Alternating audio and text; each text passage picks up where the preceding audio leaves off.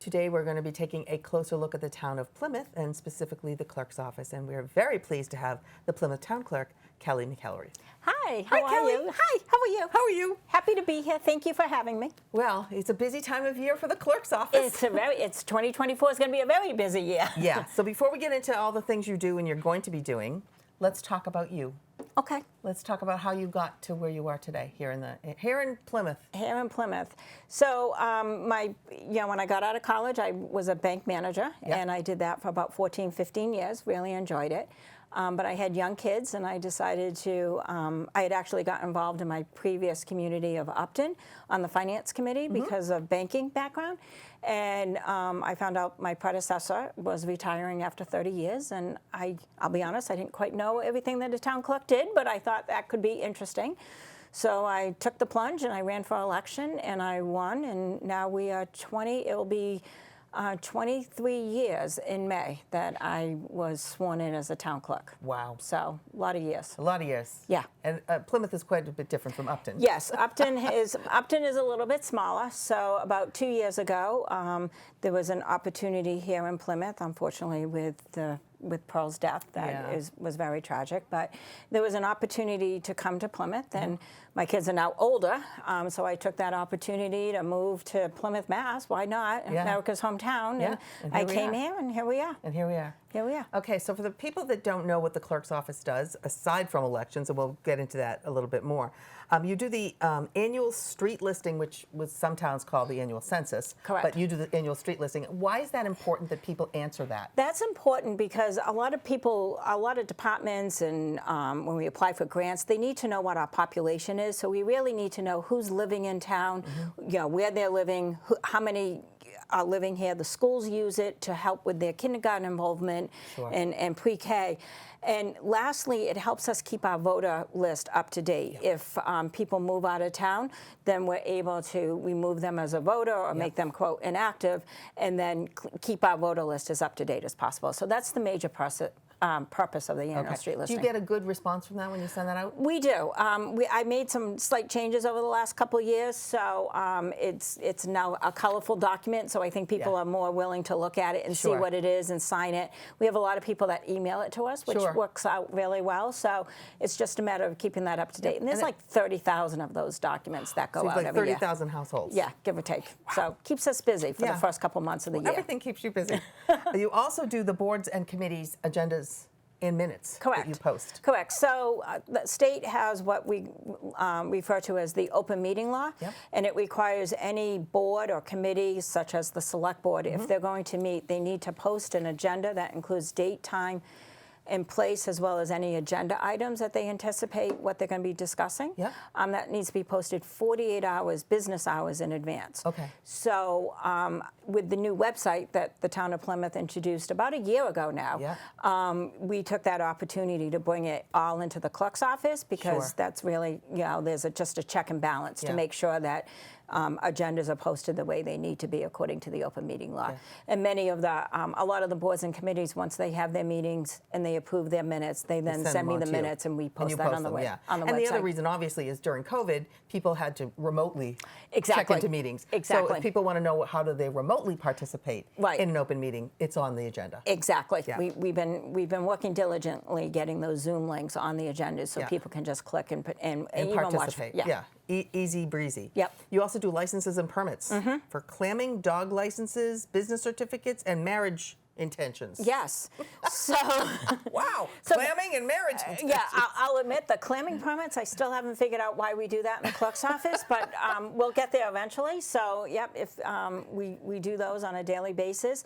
Dog licenses and kennel permits, we have almost, I think we have close to 10,000 dogs in Plymouth. Wow. So we issue a lot of tags. We're a little bit behind this year due to the primary, but we're getting there. We'll get those out. The business certificates. So if there's any business that's like a sole proprietorship, somebody doing business as, a lot of times that's referred to as DBAs. You register the name of the business with us.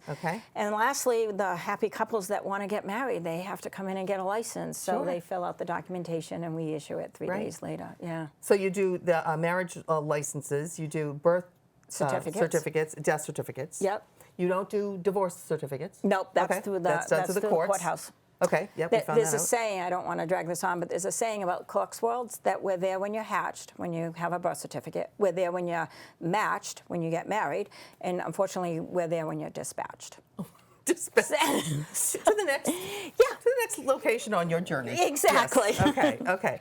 So let's talk mostly about elections, because most people think of elections when they think of the clerk's office. Yes. Okay.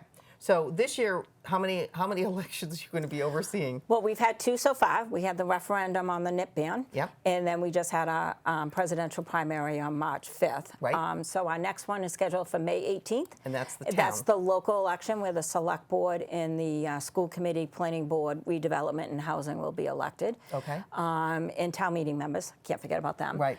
And Are they elected every year, town meeting members? There's or 9. they serve in different. There's 9 members. There's 9 town meeting members per precinct, and 3 come up for election every 3 each year. years. Okay, every 3 years. Okay. Yeah. And the next election will be September 3rd. It's a Tuesday after Labor Day, so Yeah. the day after that will be the state primary on And that's who's included now is the aside from- state primary is like our state representatives. state representative, state senator, Senators. like registrar of deeds, clerk of the courts. Does the county? I believe the county's Yep, on the there as county's well. also on there? Yeah, Yep, I believe so. Yep, because that's not a town, that's look, regional. Right, Okay. exactly.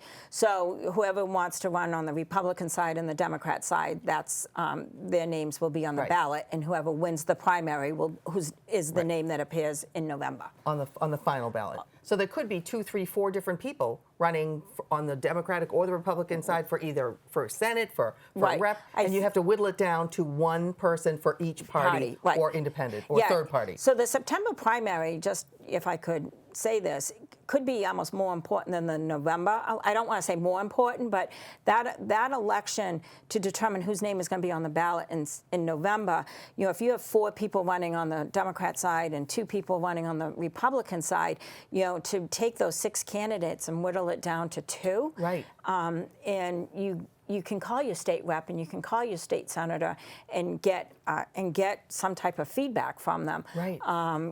Versus everyone thinking, most voters thinking, oh, I got to vote for the president. Yeah. So It's so much more. The Right. primaries are, especially in Plymouth, because we have some open seats. We have a lot. And Yeah. so I think it's going to be a very active state primary, when sometimes it's incumbents are running and then no one's running against Right, them, so right. they're quiet. I think this will be a quite active Yes, very active. primary. Yeah, yeah. And then we have November. In November, which is a Tuesday. It's always a Tuesday. It's always it's Okay. the first Tuesday. I'm pretty sure it's the 5th. And that's the big one. That's the big Yeah. one. And that's where we will decide the president, the senators, the state reps. Yes, And anything else. the congressmen, Congress, anything. Okay. exactly. So everything will be on that ballot. Plus a lot of questions. The state that's the opportunity that a lot of organizations use for those initiative petitions. Yep. So I think they're discussing whether or not MCAS should be a requirement, passing the MCAS as a requirement. For high school graduation? For high school Okay. graduation. And I believe the question on whether Uber and Lyft drivers should be considered employees versus contracted employees. So I think I've heard anywhere from 5 to 6 questions on that ballot. We'll know better in the summer on Okay. exactly what is going to be printed on the ballot, but Okay. that usually gets a lot of action as well. Now, are there any questions on the town ballot? As of now, no. And how would one actually come forward? Would someone have to have a petition? Actually, the only way to get a question on the ballot is the select board needs to vote it. So, Okay. so they would have to look and see if it's something that they wanted to. And someone would have to bring it to the select board. Exactly. Would then decide whether or not it's Right. Okay. I believe our charter states that if we have a non-binding referendum question, that can get on with a petition. But if you want something to mean something, then the select board has to vote it. So a non-binding referendum would just be to get kind of a straw poll on how people feel about something, Right. but it doesn't mean anything what the outcome is. Exactly. Okay. I believe Plymouth did it recently with the racetrack. Yes. Whether or Yes. not we should have a Yep. racetrack, You're and right. that was like a non-binding question. Right. Yep. Okay. Yep. What do you love about your job? I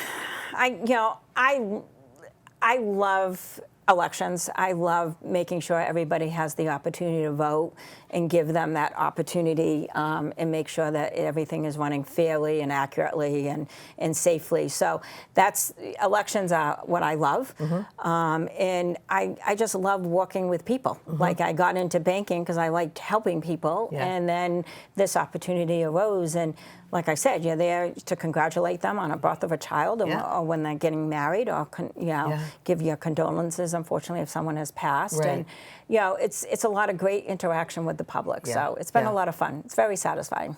And I would think that the most challenging is the whole election, especially now where people can vote so many different ways. Exactly. Now, I know this is all very well laid out on your website. Can you talk a little bit about what people have for options for voting? Sure, and I'll try not to get too much in the weeds. Yeah, you don't have to, because you can go and find this information. Yeah, it's all on the website. So with everything that happened in COVID, they made some emergency regulations for voting because, of course, that was a presidential year as well. Yep. So in 2022, the state legislature made all those regulations permanent. So right now, people are allowed to vote by mail. Yep.